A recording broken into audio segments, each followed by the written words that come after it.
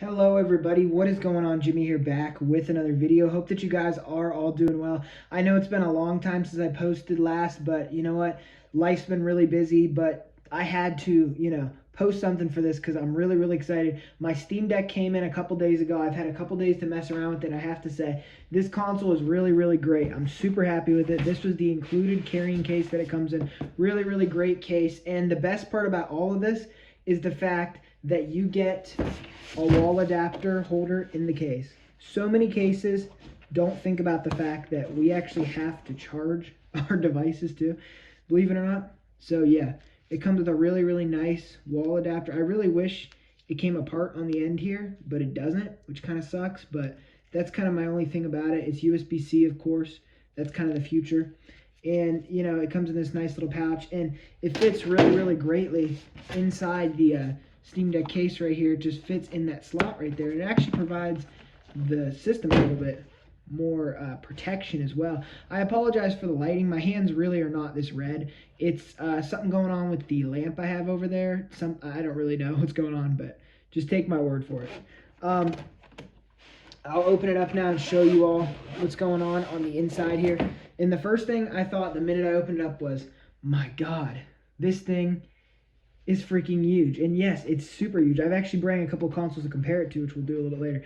But yes, this is the Valve Steam Deck. And I gotta say, for, their first portable console, this thing is pretty great. It feels really nice in the hands. Like if you hold it like this, let me get a better angle here. Actually really great in your hand, and it actually kind of hugs your hand really well, which is something I was not sure if this was going to feel like a giant clunky box or if it was going to feel really nice. And I have to say, I'm pretty impressed with the way it feels. One thing I think is really stupid is the pull tab. I'm not going to lie to you, this thing right here, like you could literally just pick it up. Like why would they waste materials on such a stupid thing? Like maybe this appeals to somebody. I don't know. But to me personally, I just think, like, come on, guys. Like, you could literally just go like that. Like, no pull tab needed. Like, I don't need this. This is so dumb to me.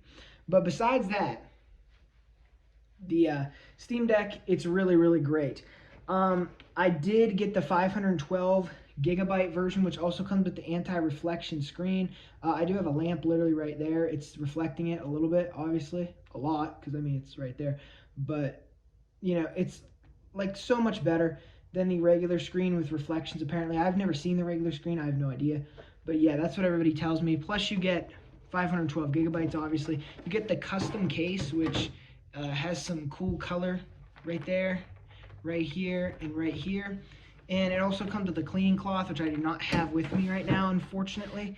But yeah, I wanted to compare a couple devices in size to the Steam Deck, so I bring some other portable consoles I have, and we're going to compare them. Okay, so the first device I want to compare to the Steam Deck in mass is the new Nintendo 3DS XL, like the most powerful version of the Nintendo 3DS. I got one right here, and a Valve Steam Deck. And as you can see, I mean, it's like, it is way bigger. I mean, way bigger. Like, it's not even in the same vicinity, right? Now let's compare it to a Switch Lite, right? Put this off over here. Now compared to the Switch Lite, it still absolutely dwarfs a Switch Lite. Like, it's incredibly bigger than a Switch Lite, for sure. I have to say, I kind of prefer the Switch Lite size over everything. I really find myself gravitating towards consoles that are about this size. It's kind of my favorite. Next up is the PlayStation Vita. And if we set that on top of this, you will see another console absolutely dwarfed by the Steam Deck. And I have two more here. My original Nintendo DS Lite, the first one I ever had, and the only DS Lite I actually have right now. It's a shame it's broken right here, and it has this slot missing and the wrong, what is this thing called? I forget. Stylus. But it does work still. It does boot, which is really cool. I don't use it much because obviously I play all my games on the new 3DS XL here, even my DS games. And this is kind of like my favorite console of all time, pretty much. I mean, you can't really get much better than a new 3DS XL, in my opinion, basically.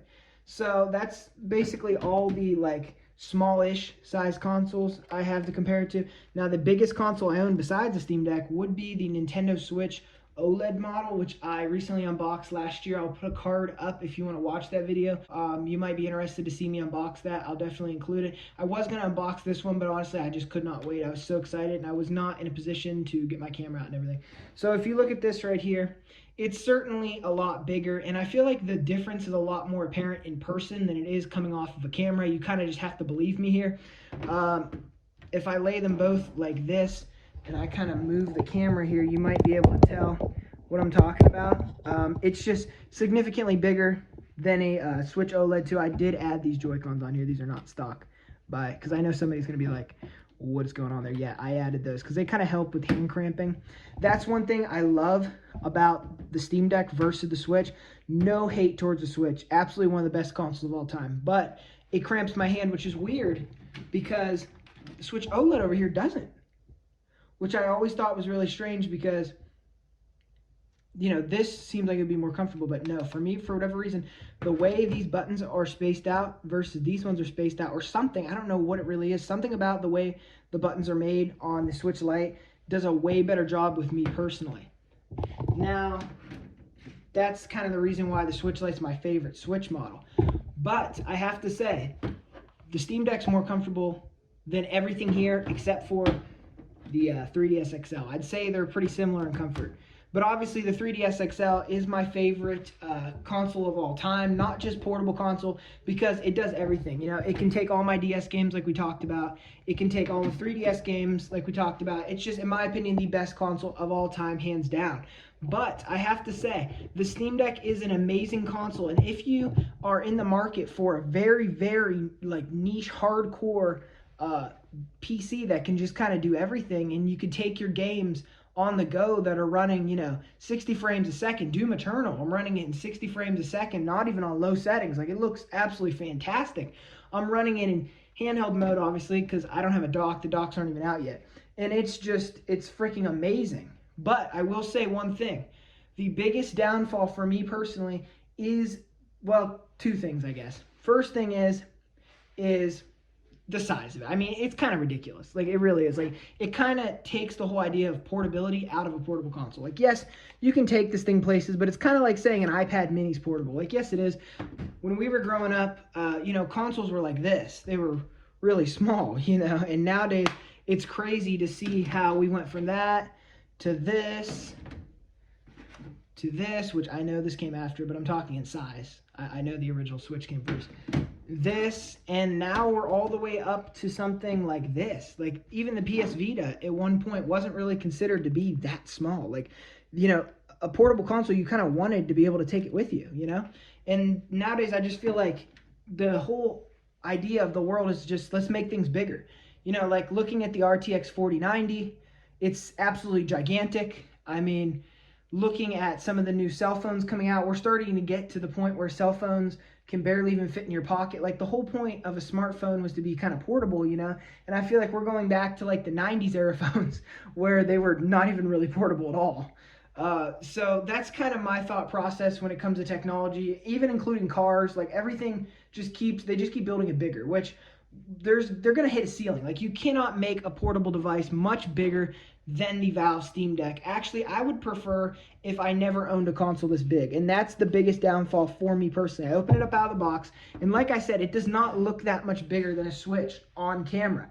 But if you held the two of them, even the way like a Switch feels in your hands is just so much different than the way that a Steam Deck feels. A Steam Deck feels gargantuan. It does not weigh that much, but it just feels like you're holding something very, very big and very, very powerful, which is great, but I really wish they could have gotten it a little smaller. I could have done without the trackpads.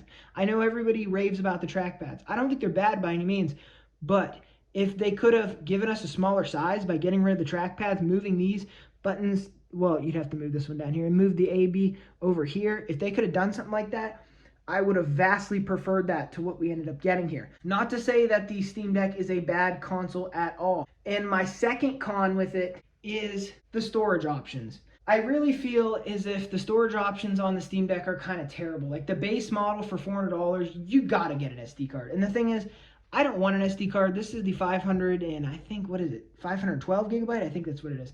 Version of it. And yes, I know that's a lot of space, and especially somebody like me who doesn't play a lot of these giant AAA 87 gigabyte games. Doom Eternal is the only, AAA, really, really high gigabyte game I have on this deck right here. So I have to say that this doesn't really apply to me that much, but I feel like for the general consumer, you want Call of Duty, you want Doom, you want Cyberpunk 2077, you want GTA 5, you want GTA 6. We might be getting that a little sooner now that everything leaked out about it. Hopefully it doesn't get delayed like people are saying, but I know that they're probably not. I'm getting all off topic here. But basically, we need more storage. You know what I'm saying? And Valve, I think, knew with that base Steam Deck that, like, you got to buy a micro SD. For the Switch, it doesn't really matter because the Switch is not really that fast. But this thing puts out some seriously fast performance, and it's a real shame that we cannot take advantage of it on the lower levels, because I had to spend nearly $700. It was $680 some with tax, which, yes, I know that's a ton of money, and the average consumer is not willing to spend that on a portable gaming device. But for somebody like me who's a very hardcore gamer and really, really cares about the hobby, it makes sense for me to own one of these. I will be taking this thing when I go on trips. I'll be taking it wherever, and it's great because I can also cross-save with my Steam library. I was always more of a console gamer, and I've kind of recently ventured out into the PC world. I've owned PCs since like 2016. Well, I should rephrase that. I've had PCs my whole life, but I've owned a gaming PC since 2016, and that's kind of when it got me into the whole gaming PC thing. I still kind of prefer console, especially these style consoles, to a gaming PC like this, but it is really, really nice the amount of power I have in my pocket, especially with a lot of Sony exclusives, Sony timed exclusives, Microsoft games, all these games going to Steam, all these games going to Game Pass, which you can put on here. All these games going all these different places, pretty much everything except for Nintendo. And even if you want Nintendo games, you can emulate them. Not saying that it's a good idea to pirate Nintendo games. I would never do that. But you can emulate the games that if you've purchased a copy of, you have no reason to feel sorry for doing that. And the thing is that this is an amazing machine for all of those things. I have tried all sorts of stuff. I've tried EmuDeck. I've tried a ton of things out, and I have to say, this console is great. And the last thing I want to touch on is the battery life, which I know everybody's, the battery life for the Steam Deck is terrible. For me personally, I am not offended by the Steam Deck's battery life whatsoever, and let me explain to you why. The Steam Deck, for me, gets about 2.5 hours on a charge for most games I play, sometimes 3 if I'm playing a very low fidelity game or something like that. When you're running emulators, even a lot of these old games can chew up your battery somewhat quickly because they have to run an emulator in the background. I've noticed that. But I will say that I just don't think that the battery life is that bad. I personally, in my life, am a very busy person, and I have a lot of things to do. I don't really have time to play video games for more than like a couple hours. So for me, for the battery life to only last like 2.5, maybe if I'm lucky 3 hours on a game, that is not the end of the world for me. It truly does not matter to me. Would it be nicer to get like 3 to 4 hours out of it, like a Switch OLED can do, especially with a game like Xenoblade Chronicles? I play that game forever on here, never dies. Would that be nice? Yes, it would be really, really nice.